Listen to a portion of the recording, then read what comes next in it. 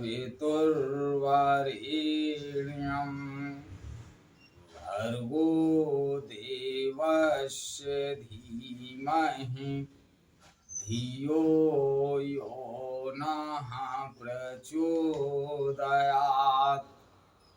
उस प्राण स्वरूप, दुखनाशक, सुख स्वरूप, श्रेष्ठ, तेजस्वी, पापनाशक, देव स्वरूप परमात्मा को हम पर्यंतर आत्मा में धारण कर रहे हैं। वह परमात्मा हमारी बुद्धि, वाणी तथा कर्मों को कल्याणकारी मार्ग पर प्रेरित करे। परम पूजनीय गोस्वामी तुलसीदास जी द्वारा रचित श्री रामचरितमानस महाकाव्य का ये भाग नंबर 82 आप लोगों के समक्ष प्रस्तुत कर रहा हूं। आप लोग इसका श्रवण करें और अपने अंदर ज्यादा से ज्यादा सकारात्मकता को बढ़ाएं। महारानी मैना बहुत व्याकुल हैं। शिव जी की वेशभूषा को देख करके इतने में नारद जी, पर्वतराज हिमाचल और सप्तऋषि आते हैं। नारद जी उनको पूर्व जन्म की कथा सुनाकर कि कोई आम लड़की नहीं है, ये साक्षात जगत जननी जगदम्बा हैं।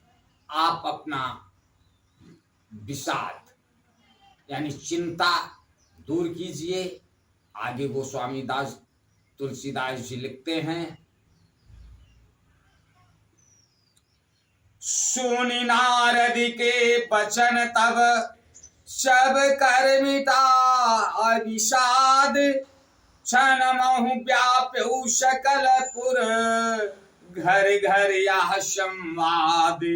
तब नारद के वचन सुनकर सबका विषाद मिट गया और क्षण भर में यह समाचार सारे नगर में फैल गया।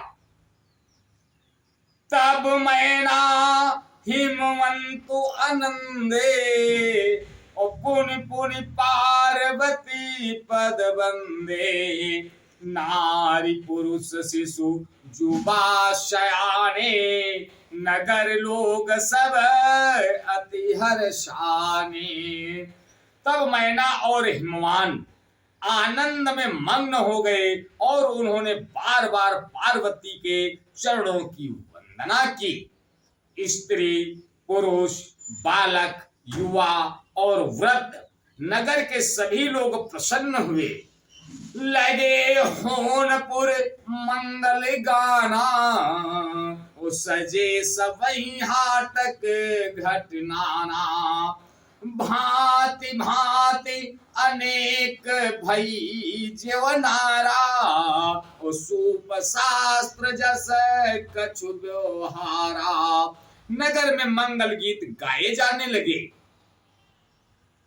और सबने भांति भांति के स्वर्ण के कलश सजाए। पाक शास्त्र में जैसी रीति है उसके अनुसार अनेक भांति की ज्योनार हुई, यानी रसोई बनाई गई। सो ज्योनार की जाई बखानी, और बसही भवन जही मातो भवानी। सादर बोले सकल बराती, विष्णु बिरंच देव सब जाति। जिस घर में स्वयं माता भवानी रहती हूं, वहां की ज्योनार यानी भोजन सामग्री का वर्णन कैसे किया जा सकता है। हिमाचल ने आदर पूर्वक सब बरातियों को विष्णु, ब्रह्मा और सब जात के देवताओं को बुलवाया। विविध पात बैठी ज्योनारा, लागे परुषन निपुण सुवारा। नारी वृंद सुर जेवत जानी, और लगी देन गारी मृदुवानी। भोजन करने वालों की बहुत सी पंक्तियां बैठी, चतुर रसोइये परोसने लगे। स्त्रियों की मंडलियां देवताओं को भोजन करते जानकर कोमलवाणी से गालियां देने लगी।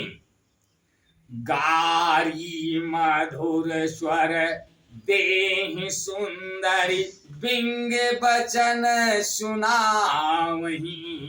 भोजन करहि सुर अति विलंब, विनोद सुनि सचु पावही।